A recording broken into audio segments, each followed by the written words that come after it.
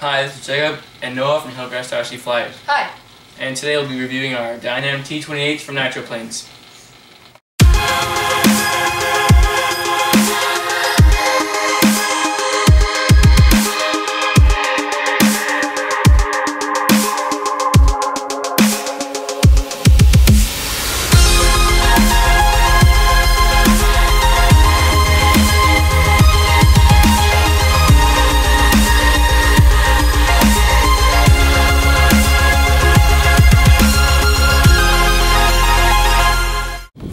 So we have our T-28s here, and before we get started, I'll tell you what the story is on mine.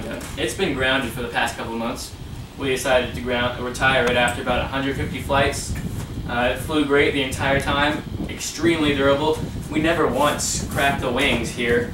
I've crashed it into the fence. One time it crashed, I was going low inverted and got disoriented and picked up elevator, and I just went in, did a huge cartwheel, picked it up, launched again, flew fine. Balance on this, what we did is just put the battery far forward. Extremely easy to fly. When I got this, I didn't know anything about planes. I just knew how to fly it somewhat, and it flew great the whole time.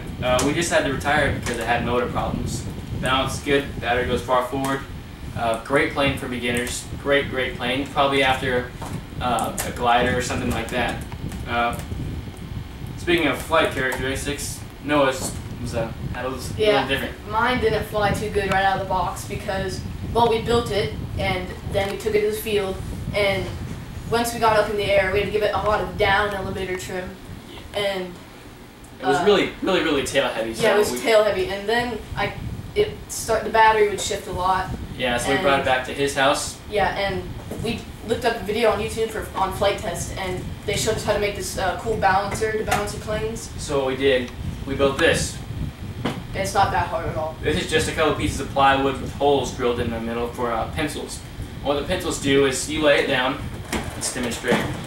You put the pencils they stick up, and then you find the CG marked on your plane. You just set it on top of the pencils. And it rocks back and forth, and all you have to do is just add weight on each side just until it gets balanced, and after that, you're good. Yeah. So we were running this. I was running mine off my Spectrum DX6, and that was great the entire time.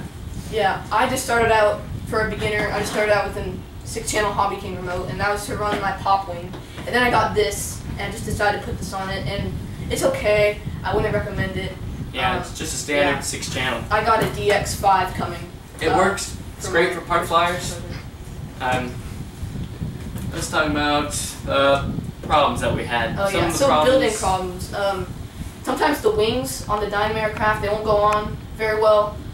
So what we did is the screws, they don't really go into the holes. And so what we did was we screwed them in, but see, they're all flimsy and everything. They will stay on. You just gotta maybe have some some kind of reinforcements. Yeah. We just put packing tape on, and I hot glued that on because packing tape won't stick to this for some weird reason. Yeah, and another thing we did with Noah's plane is we threw on some flaps.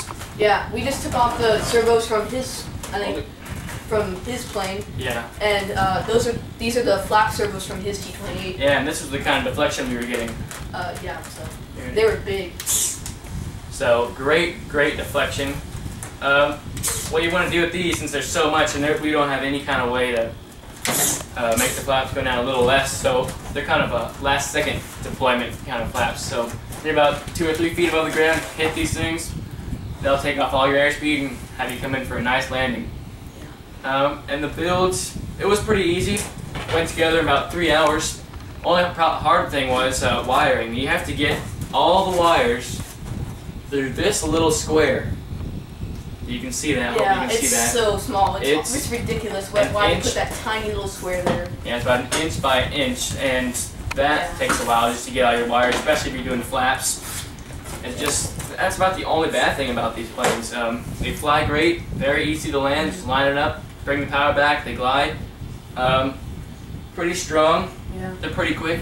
The battery pack actually that we were using is not the Dynam 2200 stock thing that they come with the checklist right next to the plane at the checkout on the website. We just bought a $7 Eternity 2200 from Hobby King, and they're a ton.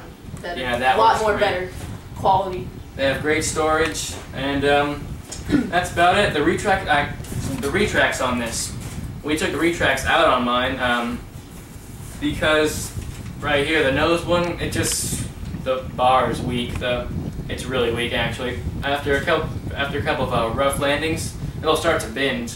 But what you can do is bend it back. But I didn't even try that at the time, so it just got worse, to where I just made my own and had back retracts, and so we took that off, and I just hand launched it and landed it. And one of my landing gears actually, it broke. It just broke for some reason. It would stop me going up and down, and I tried to fix it once, and then it went down to like a 45-degree angle, and it just stopped. Yeah. And stayed there, and then it would just mess up everything. It looked weird when it was in the air, and so we just took it out, ripped it out. I'll probably get a new one soon. Hopefully it'll work.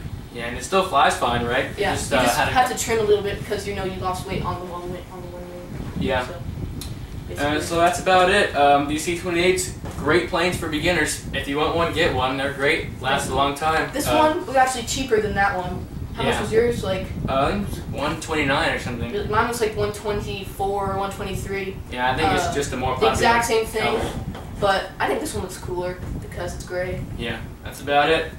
This has been Hillgraph's RC Flyers. Thanks for watching. Bye.